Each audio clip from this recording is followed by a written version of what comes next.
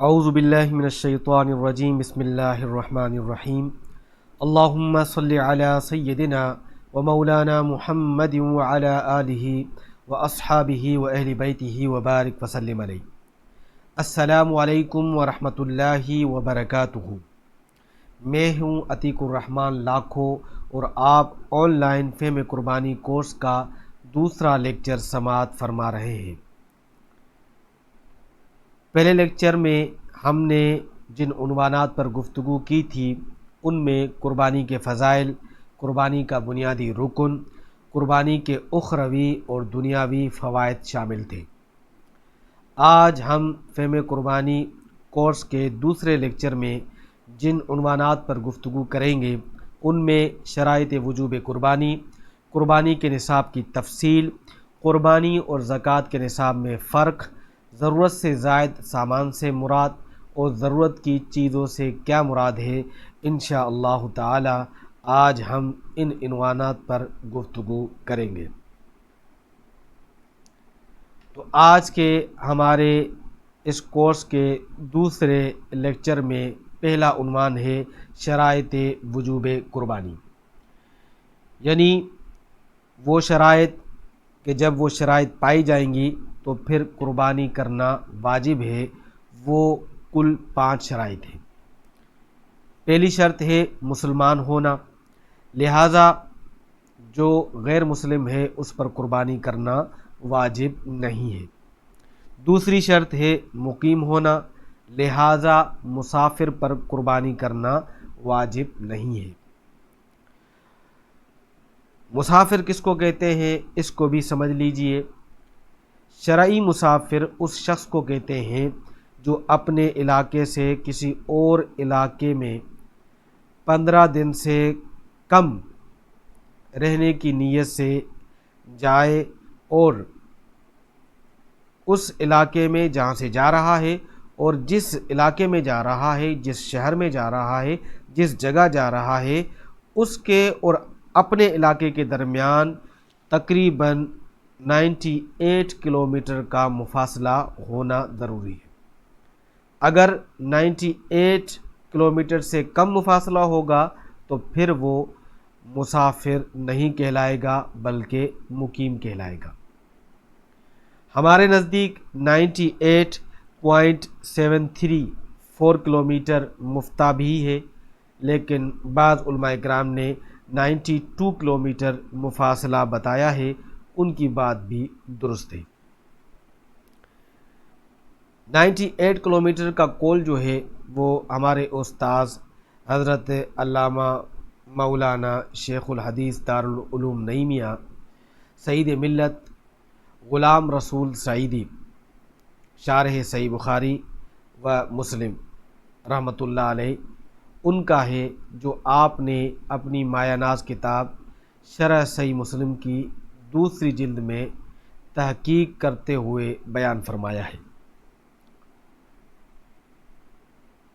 تو دوسری شرط جو تھی وہ مقیم ہونا ہے، لہٰذا جو شخص مسافر ہوگا اس پر قربانی کرنا واجب نہیں ہے۔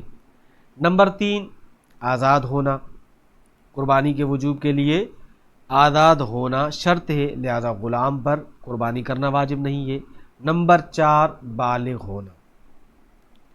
اس حوالے سے فقہائے کرام کے مابین اختلاف پایا جاتا ہے، لیکن مفتہ بھی اور درست اور صحیح قول یہی ہے کہ نہ نابالغ پر خود قربانی کرنا واجب ہے اور نہ ہی نابالغ کی طرف سے اس کے والد پر قربانی کرنا واجب ہے۔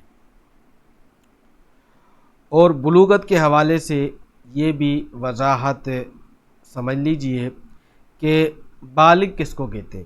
شرعی اعتبار سے بالغ اس لڑکے کو کہتے ہیں کہ جس کے اندر بلوغت کی علامات پائی جائیں، اور اگر لڑکے کی عمر 15 سال تک پہنچ جاتی ہے پھر بھلے علامات نہ پائی جائیں تو اس کو بالغ تصور کیا جائے گا، اور کم از کم بالغ ہونے کی عمر جو لڑکے کی ہے وہ 12 سال ہے، یعنی 12 سال سے پہلے اگر کوئی لڑکا بلوغت کا دعویٰ کرتا ہے تو اس کے دعوے کو تسلیم نہیں کیا جائے گا۔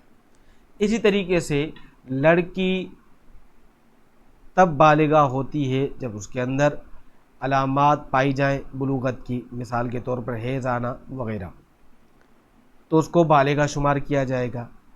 اور اسی طریقے سے لڑکی جب 15 سال کی عمر کو پہنچ جائے گی تو اس کو بالغہ تصور کیا جائے گا، خواہ کوئی علامت اس کے اندر نظر نہ آتی ہو، پھر اس کو بالغہ ہی تصور کیا جائے گا۔ لڑکے کو بھی کہ 15 سال کو لڑکا یا لڑکی عمروں کو پہنچ جاتے ہیں تو ان کو بالغ تصور کیا جائے گا، پھر بھلے علامات نظر نہ آتی ہوں یا ان کے اندر علامات پائی نہ جاتی ہوں۔ لیکن لڑکی کی کم از کم بلوغت کی عمر 9 سال ہے، یعنی 9 سال سے پہلے اگر کوئی لڑکی دعویٰ کرتی ہے تو اس کے بلوغت کے دعوے کو تسلیم نہیں کیا جائے گا۔ اور لڑکے کی کم از کم بلوغت کی عمر 12 سال ہے، اگر 12 سال سے پہلے کوئی لڑکا بالغ ہونے کا دعویٰ کرتا ہے تو اس کے دعوے کو تسلیم نہیں کیا جائے گا۔ اور 5ویں شرط ہے صاحب نصاب ہونا، لہٰذا جو غریب ہے، مسکین ہے، فقیر ہے، اس پر قربانی کرنا واجب نہیں ہے۔ اور صاحب نصاب کس شخص کو کہتے ہیں اس کی تفصیل ہمارے اس لیکچر کا جو اگلا عنوان ہے اس میں انشاءاللہ ہم بیان کرنے جا رہے ہیں کہ قربانی کے نصاب کی تفصیل کیا ہے۔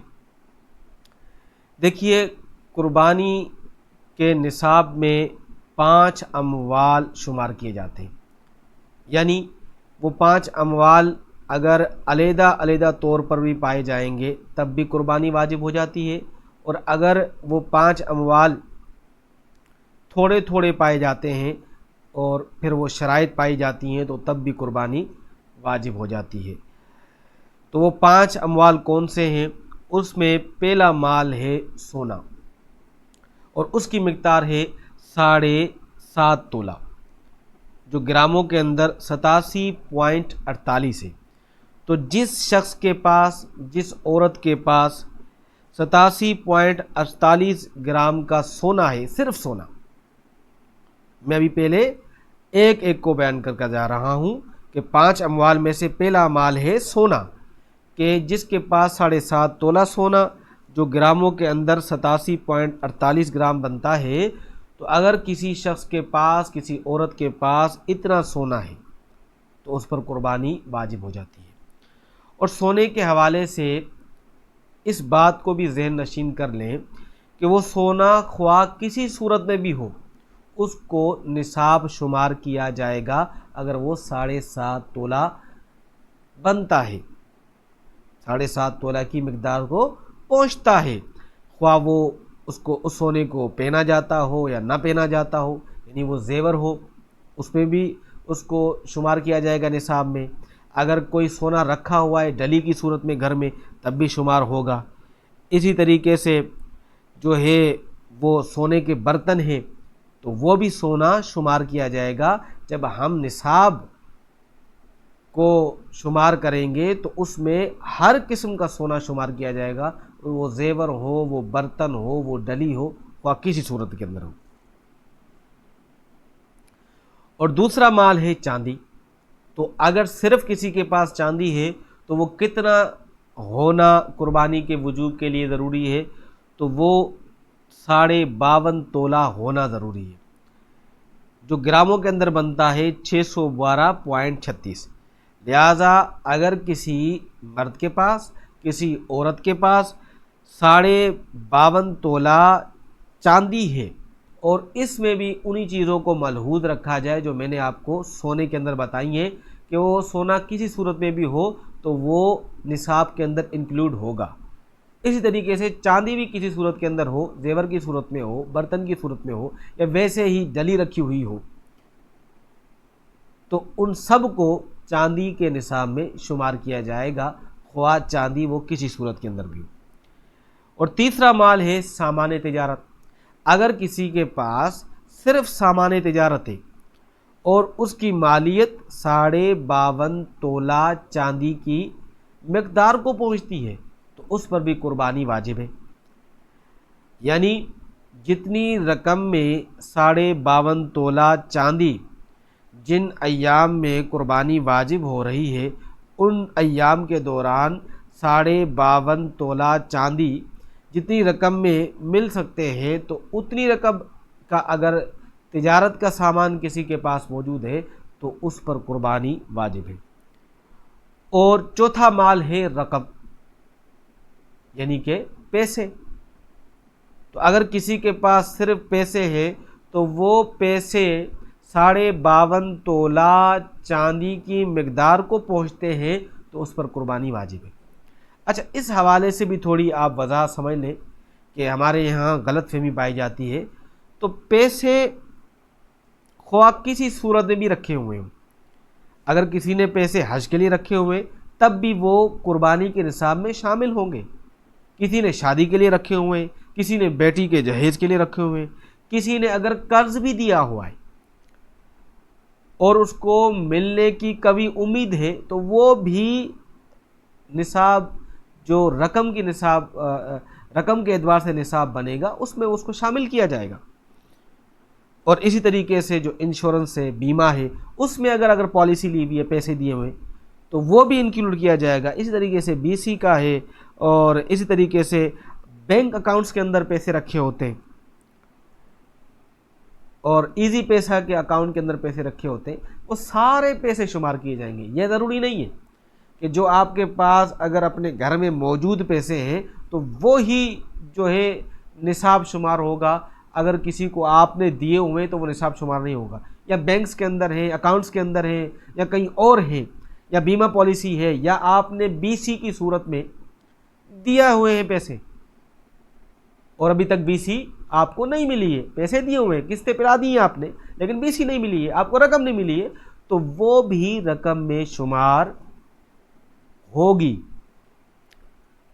تو یہ ساری صورتیں جو رقم کی بتا رہا ہوں میں آپ کو، وہ جب ہم رقم کے حساب سے نصاب کو تیار کریں گے تو ان تمام کو شمار کیا جائے گا۔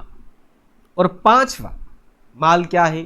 وہ پانچواں مال ہے ضرورت سے زائد اشیاء، جس کو ہم آگے انشاءاللہ تفصیل سے بیان کریں گے، لیکن ابھی میں آپ کو سمجھانے کے لیے بتا دیتا ہوں کہ ضرورت سے زائد اشیاء کیا ہیں۔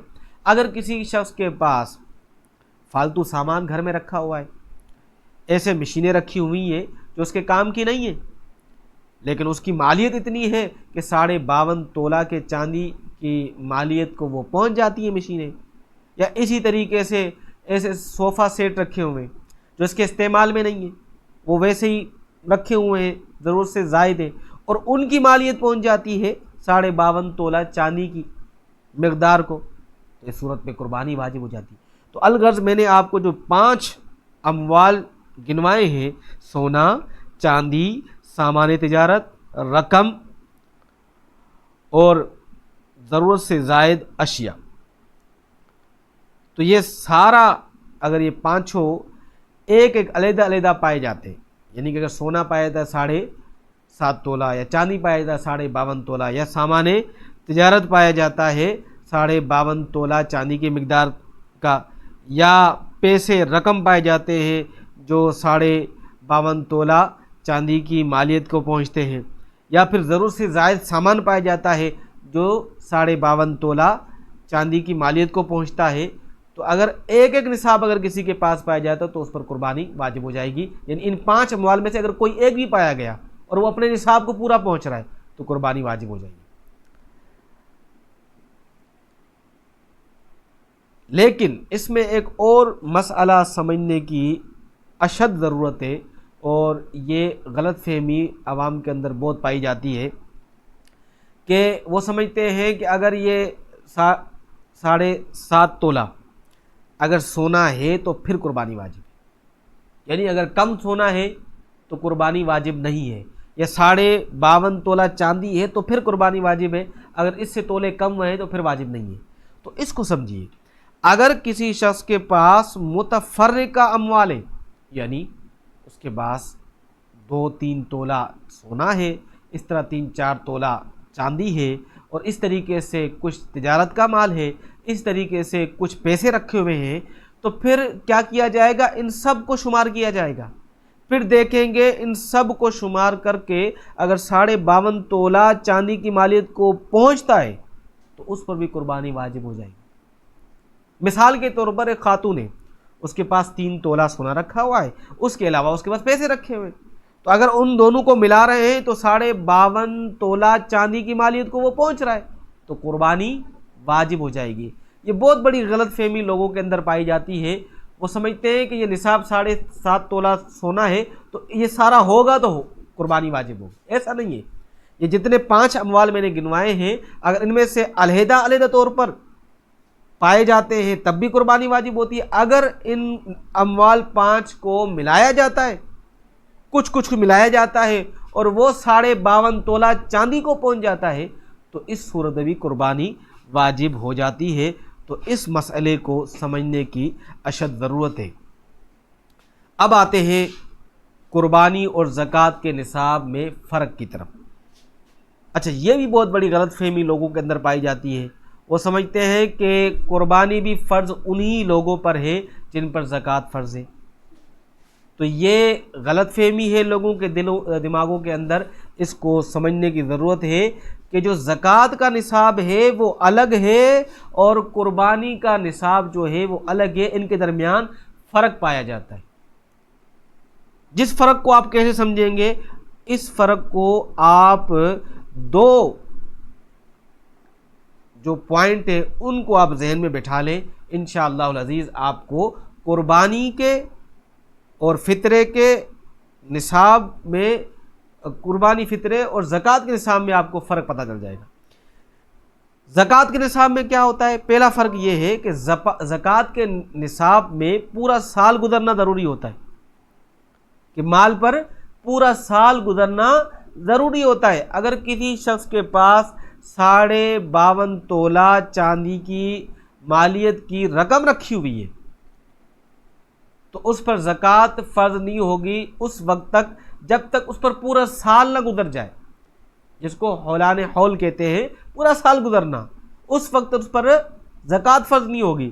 لیکن قربانی کے نصاب کے اندر سال کا گزرنا ضروری نہیں ہے۔ اگر 52.5 تولہ مالیت کی رقم اگر کسی شخص کے پاس ایام قربانی کے دوران رکھی ہوئی ہے تو اس کو قربانی واجب ہو جاتی ہے، اور اسی طریقے سے فطرہ بھی واجب ہو جاتا ہے۔ فطرے کے اندر بھی سال گزرنا ضروری نہیں ہے، تو لہٰذا یہ فرق ہے زکوٰۃ کے نصاب کے اندر اور قربانی کے نصاب کے اندر۔ دوسرا فرق زکوٰۃ اور قربانی اور فطرہ کے نصاب کے اندر یہ ہے، یہ بھی بات سمجھ لیں کہ قربانی اور فطرے کا نصاب ایک ہے، زکوٰۃ کا الگ ہے۔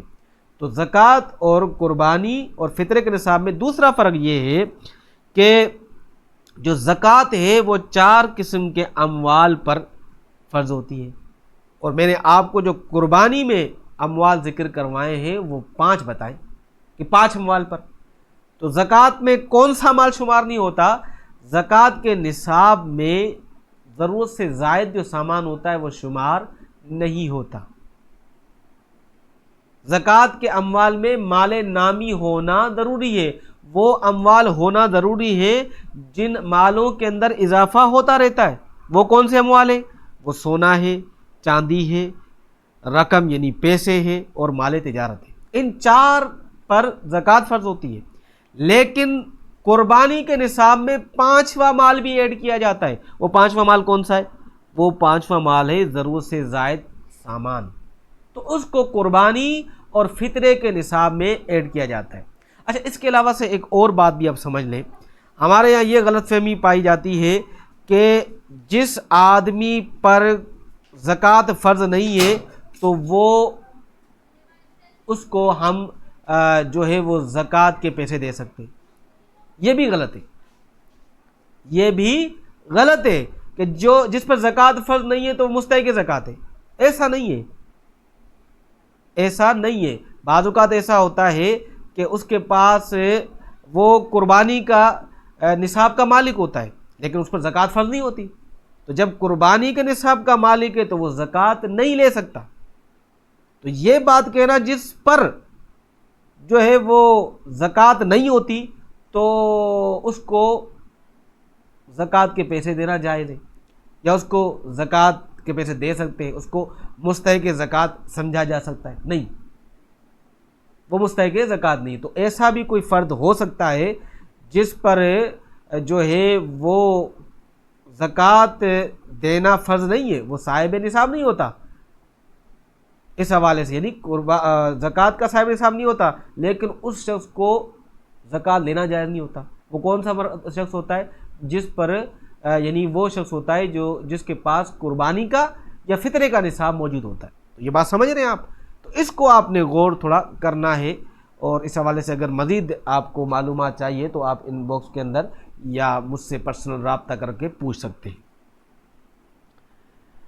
اب آتے ہیں ضرورت سے زائد سامان سے مراد کیا ہے، کہ ضرورت سے زائد سامان وہ کون سا ہے جو ضرورت سے زائد سامان شمار کیا جاتا ہے؟ تو ضرورت سے زائد وہ سامان ہے جو انسان کی بنیادی ضروریات میں شامل نہیں ہوتا۔ مثال کے طور پر اگر کوئی خالی پلاٹ رکھا ہوا ہے تو وہ ضرورت سے زائد ہے۔ اسی طریقے سے زائد گھر ہے، ایک میریر ہے وہ تو آپ کی ضرورت ہے، لیکن زائد گھر ہے تو وہ ضرورت سے زائد شمار ہوگا۔ اسی طریقے سے سواریاں، کئی سواریاں ہیں جو آپ کی سواری آپ کے لیے ضروری ہے، جس پر آپ آتے جاتے ہیں، شہر کی طرف آپ کو آنا جانا ہوتا ہے، آپ اپنی جاب میں جاتے ہیں یا آپ اپنی تجارت کے لیے جاتے ہیں، تو وہ تو آپ کی ضرورت کے لیے سواری شمار ہوگی۔ لیکن اس کے علاوہ اور بہت ساری سواریاں ہیں تو وہ آپ کی ضرورت سے زائد شمار ہوں گی۔